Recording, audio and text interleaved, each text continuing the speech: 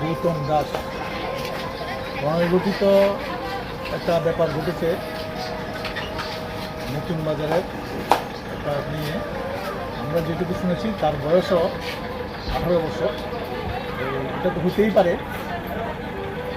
তারপরে মেয়ের বাড়ি ওরা মামলা করেছে।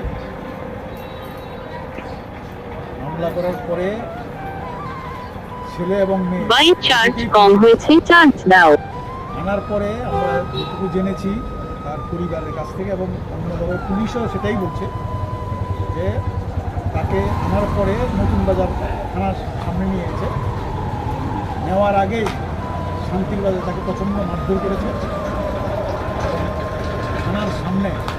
এখানে যেটুকু খবর পুলিশের লোকের বিরুদ্ধে ছিল এবং যেই মেয়ে তার আত্মীয় স্বজন এবং ওখানকার বিজেপির যারা নেতা তারা তাকে প্রচণ্ড মারধর করেছে।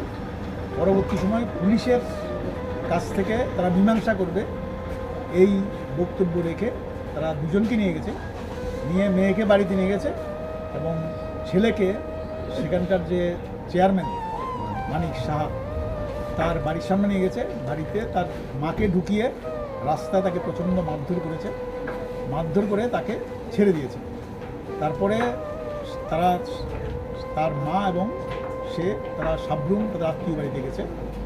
ওখানে সে অসুস্থ হয়ে পড়ে হাসপাতালে ভর্তি করার পরে তাকে চিকিৎসা করার পয়সা ছিল না। বাধ্য হয়ে তারা সেখান থেকে রিলিজ নিয়ে অমরপুরে আসার জন্য উদ্যোগ নেয়। অমরপুর হাসপাতালে আনে। হাসপাতালে আনার পরে এখান থেকে সাথে সাথেই তাকে উদয়পুর হাসপাতাল জেলা হাসপাতালে রেফার করে জেলা হাসপাতালে আগরতলা সেখানে মারা যায়। সে মারা যাওয়ার পরে কোনো পোস্টমর্টম ছাড়াই তাকে ছেড়ে দেয়। জেলাগাঁও আসার পরে এখানকার যারা সাধারণ মানুষ তার পাড়া তারা দেখে তার গায়ে অজস্র আঘাতের চিহ্ন এবং তার মাও পরে স্বীকার করেছে হ্যাঁ তাকে প্রচণ্ড মেরেছে। আগে তারা ভয়ে বলেনি, কারণ যারা মেরেছে তারা এখনকার মাতব্বর, তারা বলেছে পুলিশকে যদি কিছু বলে বা কোনো ব্যবস্থা না তাহলে তাদেরকে প্রাণে মেরে ফেলবে তার ছেলেকে। তার জন্য তারা কিছু বলেনি। তারা এখানকার মানুষ প্রতিবাদ করাতে বাধ্য হয়েছে। পুলিশের ঊর্ধ্বতন কর্তৃপক্ষ তারা এসছেন, এডিশনাল এসপি, এসডিপিও এবং এখানকার ডিসি তারা এসছে। মানুষকে প্রথম বলার চেষ্টা করে না কোনো কিছুই হয়নি, সাধারণভাবে মৃত্যু হয়েছে। পরে যখন তারা দেখিয়েছে মারার চিহ্ন, বাধ্য হয়েছে তারা পোস্টমর্টম করতে। আজকে সকালে তারা অমরপুর হাসপাতালে গিয়ে পোস্টমর্টম করেছে। পোস্টমর্টম বাড়িতে এসছে, বাড়িতে এখন তো তাকে দাহ করার জন্য নিয়ে গেছে। আমরা যেটুকু জেনেছি এবং আমাদের দাবি যে এই যে ঘটনা, এই ঘটনায় তাকে মারার সাথে যারা যুক্ত এবং এখানে শুনেছি পুলিশও যুক্ত এবং পুলিশের বিরুদ্ধে সবচেয়ে বড় অভিযোগ তারা তাকে আনলো কেন, পুলিশ তাদের তাদের বাড়িতে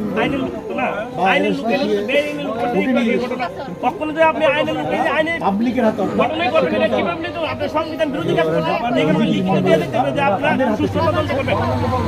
সেখানে তাকে প্রচন্ড এখানে কোনো দায়িত্ব নেওয়া যাবে না এবং পুলিশের কোনো আধিকারিক দুই একজন সেখানে এই মারার সাথে যুক্ত ছিল, যেটা নতুন বাজার পিএসের বাইরে করেছে।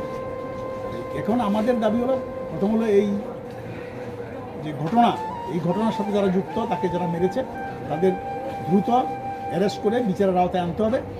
আর এই যে পরিবার, তার তো প্রচণ্ড নিরীহ পরিবার, এদের আর্থিক অবস্থা খুবই খারাপ।